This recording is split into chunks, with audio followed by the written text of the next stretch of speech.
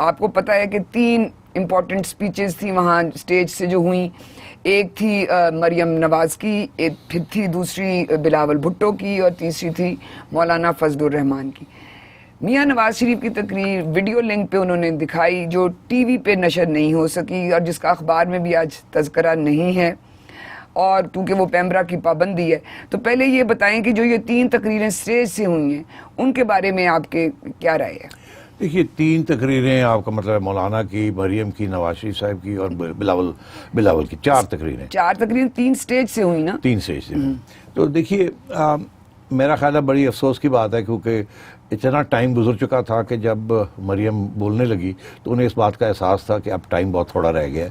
تو انہوں نے تو بہت ہی مطلب بڑی جلدی مختصر قسم کی سپیچ دی, اور میرا خیال ہے انہیں اس بات کا بھی احساس ہو گیا تھا کہ میاں صاحب نے ساری بات تو اب کر دی, رہ کیا گیا. ایسے ہی ہے نا کہ میاں صاحب کی سپیچ ان سے پہلے ہوئی تھی. جی جی. تو اس لیے اس میاں صاحب نے تو خیر وہ ڈسکس کرتے ہیں میاں صاحب نے کیا کہا. تو مریم کے لیے اب کوئی خاص بات رہ نہیں گئی تھی سوائے اس کے کہ کراؤڈ کو تھوڑا سا ایکٹیویٹ کرے اور کہ وعدہ کرو یہ کرے یہ کرے. آئیے آگے. اس کے بعد مریم کے بعد بلاول صاحب کی سپیچ تھی. میں سمجھتا ہوں بڑی لمبی سپیچ ہو گئی. ٹائم تھوڑا تھا, مولانا کو ٹائم اور ملنا چاہیے تھا. مولانا بڑی کھنچ کے بات کرتے ہیں, اور جس قسم کا ماحول نواز شریف اور مریم بنانا چاہ رہے تھے وہ اس میں مولانا کی حمایت کی بڑی سخت ضرورت تھی, اور مولانا بالکل اس کے اندر فٹ بھی کرتے ہیں. بلاول صاحب کی اپروچ فرق ہے, اور آپ نے دیکھا کہ مریم کی سپیچ میں اتنی اینٹی اسٹیبلشمنٹ کی بات نہیں تھی جتنی نواز شریف صاحب کی سپیچ میں تھی. وہ بھی ڈسکس کرتے ہیں الگ سے. مولانا کی سپیچ میں بھی ذکر تھا مگر اس قسم کی بات نہیں تھی جس قسم کی باتیں سخت باتیں انہوں نے پہلے کی ہیں. مگر میرا خیال ہے یہ ٹائم کی وجہ سے کہ یہ چیز نہ ہو سکی. بلاول بھٹو نے بڑی لمبی سپیچ کی. انہوں نے فوکس کیا مہنگائی کے اوپر اور گورنمنٹ کو اٹیک کرنے میں. ٹھیک ہے, یہ کوئی پہلی دفعہ تو نہیں ہے, ہمیشہ ہی یہی بات کرتے ہیں, کوئی نئی بات تو تھی نہیں اس میں. اس کو چھوٹی کرنی چاہیے تھی, اتنی لمبی چیز نہیں کرنی چاہیے تھی. موقع دینا چاہیے تھا مولانا کو بات کرنے کا. میں خود بڑا فرسٹریٹ ہو گیا کہ اچھا بس کرے نا باپ, دینا ان کو موقع. ہم ذرا چوکے چھکے دیکھنا چاہتے ہیں, یہ اکا دکے سے کام نہیں چلے گا. عوام تو چوکے چھکے دیکھنے آتی ہے نا, وہ تو T20 میچ دیکھنے آتی ہے, یہ ٹیسٹ میچ تو دیکھنے نہیں آتی کہ آپ, اور وہ بھی اتنی رات, اور اتنی رات تھک ٹوٹ چکے تھے, اور پھر آپ کی وہاں کنسٹیٹیوئنسی بھی نہیں ہے. تو چلیں اب آگے سے شاید سوچنا چاہیے کہ ہر ایک کو کتنے منٹ کی سپیچ ملنی چاہیے, یہ بھی ڈسکس کر لینا چاہیے آپس میں. ٹھیک ہے اس میں لوگ ناراض ہو جاتے ہیں, جی میں بڑا لیڈر ہوں مجھے زیادہ ٹائم ملنا چاہیے, مگر خود بھی احساس ہونا چاہیے نا. تو یہ مشترکہ طور پہ اس چیز کا فیصلہ ہونا چاہیے کہ جی اتنے لوگ بولیں گے, اتنے منٹ کے لیے بولیں گے, اور پھر اس طریقے سے اس کو آرگنائز کیا جائے گا. تو یہ خامیاں میرا خیال ہے یہ سینٹرل کمیٹی کی میٹنگز جو ان کی ہوتی ہیں آرگنائزنگ کمیٹی کی, اس کے اندر کچھ فیصلے ہونے چاہیے اس قسم کے. نہیں تو یہ پھر آگے جا کے کیونکہ یہ لمبا اور طویل قسم کی ان کی لانگ مارچ ہے. کوئی 15-16 شہروں میں انہوں نے جلسے کرنے ہیں, اور ہر جلسے میں لوگ نئی بات سننے آتے ہیں. تو ساری باتیں ایک ہی جلسے میں نہیں کر دی جاتی, کچھ چیزیں رکھ لی جاتی ہیں اگلے جلسے کے لیے. جی آپ نے بالکل ٹھیک کہا, کیونکہ جب بلاول بھٹو صاحب بول رہے تھے اس وقت ہم دیکھ رہے تھے اسٹیڈیم سے لوگ جانا شروع ہو گئے تھے, کیونکہ وہ تو دوپہر سے آئے ہوئے تھے. تو اب دیکھتے ہیں کل اب کراچی میں جلسہ ہے کہ اس سے کچھ سیکھتے ہیں اور کوئی بہتر اس کی آرگنائزیشن کرتے ہیں. اب آپ آ جائیں میاں نواز شریف صاحب کی تقریر پہ, جس کے بعد کوئی ہلچل مچ گئی ہے. سوشل میڈیا پہ لوگوں نے دیکھی, یوٹیوب پہ دیکھی, ویڈیو لنک پہ دیکھی, اور اس کے باوجود کہ یہ ٹی وی پہ نہیں چلی اور اس پہ تبصرہ بھی نہیں ہونے دیا ٹی وی پہ, اتنی پبلک نے دیکھا اور اتنا اس کا جو رسپانس آیا. تو آپ مجھے یہ بتائیں کہ اس تقریر میں ایسی کیا چیز تھی جس نے, کیونکہ میاں صاحب تو کافی عرصے سے اس طرح کی جارحانہ باتیں کر رہے, اس تقریر میں ایسی کیا چیز تھی کہ وہ کہتے ہیں تاریخی ہے؟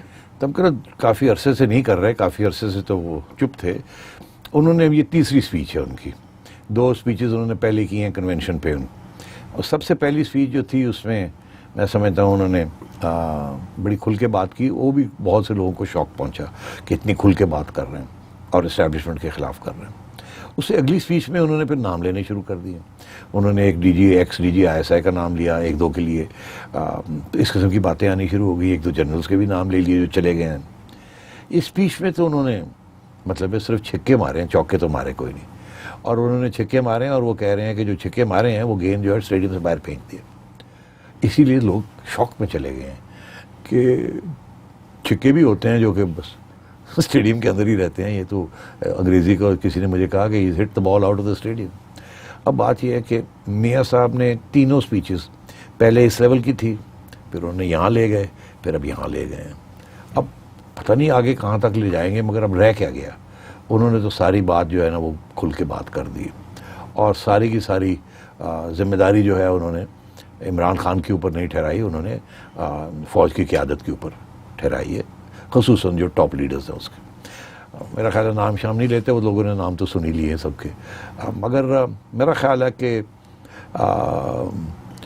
اس کے ساتھ اگر عوام ہل گئی ہے کہ یار یہ تو پتہ تو تھا, ذکر تو ہوتا تھا, اشارے ہوتے تھے, مگر اب تو کھل کے بات ہو گئی. مگر اداروں کے اندر میرا خیال ہے ایک شوق کی ویو کی لہر گر چلی گئی, اٹھی. اب کوئی بھی بچ کے نہیں بچے گا. اب نہ کوئی چیف جسٹس بچے گا, نہ کوئی ڈی جی بچے گا, کیونکہ اگر آپ نے سب سے پاورفل عہدیداروں کو نام لے کے آپ نے ساری ذمہ داری ان کی ٹھہرا دی ہے, تو اب اس سے اوپر تو کوئی چیز ہی نہیں ہے پاور کے مطابق. تو اب تو ریاست کے ایک ایک ادارے کے جو سربراہ ہیں ان کو میاں صاحب نے ٹارگٹ کرنا اور ایکسپوز کرنا. اور یہ ایک بہت ہی میں سمجھتا ہوں کہ ہسٹورک قسم کی ڈیولپمنٹ ہو رہی ہے اس ملک میں, جس کے بہت فار ریچنگ کانسیکوینسز ہوں گے. اداروں کے اندر پھوٹ پڑ جائے گی. ادارے یہ نہیں چاہیں گے کہ ادارے نقصان ہو, خصوصاً اگر ان کی لیڈرشپ میں کوئی خامیاں ہیں تو اس کی وجہ سے, یا ان کی پالیسیز ٹھیک نہیں ہیں, سارا ادارہ جو ہے وہ ننگا ہو کے اور بدنام ہو جائے. یہ ادارے جو ہیں ان کے اندر ایک انسٹیٹیوشنل رسپانس ہوتا ہے, وہ یہ نہیں چاہیں گے. کہیں نہ کہیں بغاوت کے امکان نظر آئیں گے. بغاوت سے یہ مراد میرا کہ ریزسٹنس, مزاحمت, کہ یہ کیا ہو رہا ہے, یہ جو کر رہا ہے اس کو روکا جائے, ہم بدنام ہو رہے ہیں. یہ آپ نیب لے لیں, آپ ایف آئی اے لے لیں, آپ آئی بی لے لیں, آپ فوج لے لیں, جو بھی ادارہ, آپ سپریم کورٹ لے لیں, چیف جسٹس کے نام لے لیے جی. اب آگے بھی وہ لیں گے, وہ چھوڑیں گے نہیں. انہوں نے کہا ہے میرے پاس ایک ویڈیو ہے وہ میں دکھاؤں گا. وہ بہت کچھ دکھانے کے لیے تیار ہو جائیں گے. اس لیے میں یہ کہہ رہا ہوں وہ انکریز کر رہے ہیں ٹیمپو. حالات میاں صاحب نے اب ایسی جگہ پہ کھڑے کر دیے ہیں کہ اب کوئی نہ کوئی سلوشن نکالنی پڑے گی, اور وہ سلوشن یہ نہیں ہو سکتی کہ نواز شریف صاحب کو آپ فارغ کر دیں, وہ تو اب آپ کے ہاتھ میں نہیں ہے. اور انہوں نے جو عوام کے ساتھ ہاتھ ملا لیا ہے وہ آپ کے بس کی بات نہیں ہے کہ آپ اس کو ختم کر سکیں. اور ایک نیا جیسے کہتے ہیں نا بیانیہ اس ملک میں, ہم سنتے آ رہے تھے کہ جی اس قسم کے بیانیے بلوچستان میں سنتے آ رہے تھے, کے پی میں سنتے آ رہے تھے, سندھ میں سنتے آ رہے تھے. اسی لیے میاں صاحب نے نام لے لے کے کہا کہ حسین شہید سہروردی کو غدار قرار دے دیا گیا.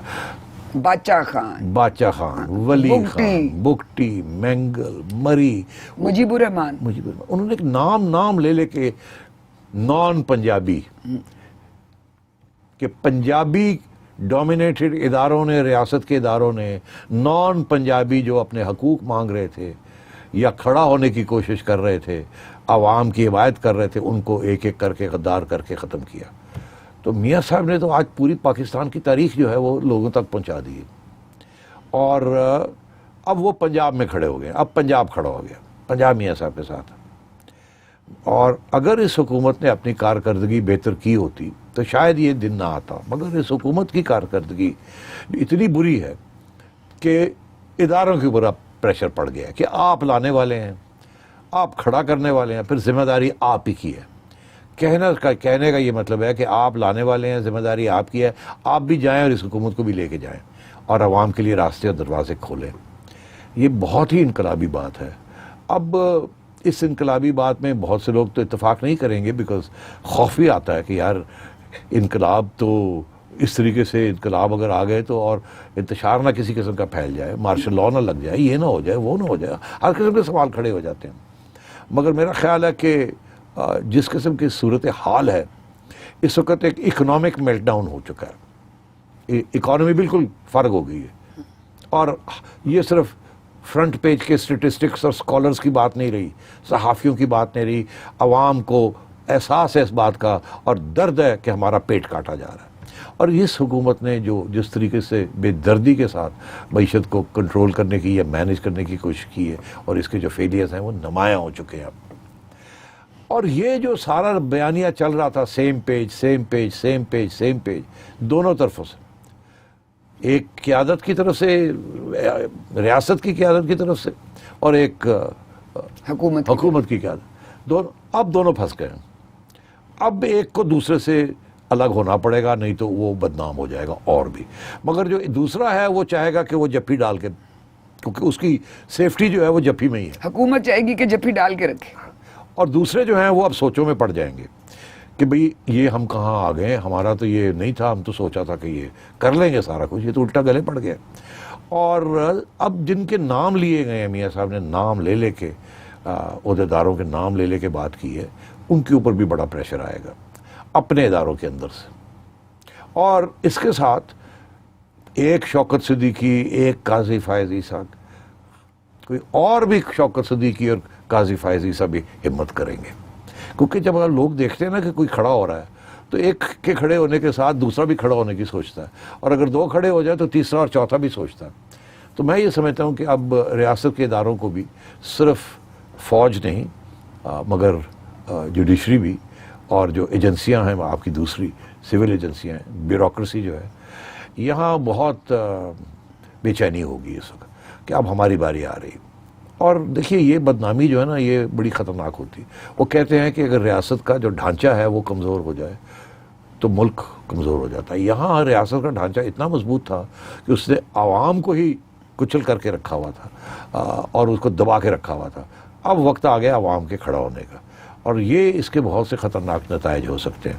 مگر کیا یہ تاریخ اب واپس ہو سکتی ہے؟ نہیں، یہ تاریخ اب آگے بڑھے گی اور کوئی نہ کوئی حل نکالنے پڑیں گے جس کے ساتھ اب غداری اور اس قسم کے جو الزام ہے حکومتوں کو ختم، پوری منتخب حکومتوں کو، سلیکٹڈ حکومتیں نہیں، منتخب حکومتوں کو اپنا ٹائم گزارنے کا وقت نہیں دیا جاتا. اب پھر آئین کی بالادستی کی بات ہونی پڑے گی. بیکاز ہوا یہ ہے کہ ایک مارشل لاء، دوسرا مارشل لاء، تیسرا مارشل لاء، پھر یہ ہائیبرڈ مارشل لاء جو چل رہا ہے اس وقت، اس نے آئین کی تو دھجیاں اڑا دیں، پارلیمنٹ کی دھجیاں اڑا دیں. اب وقت آ گیا اس کو ریکلیم کرنے کا. یہ جو ریکلیمنگ کا جو وقت ہے، اس کو واپس ملکیت بنانے کا وقت، یہ مشکل کام ہوگا کیونکہ کافی عرصے سے دوسری طرف کی ایک لہر چل رہی ہے.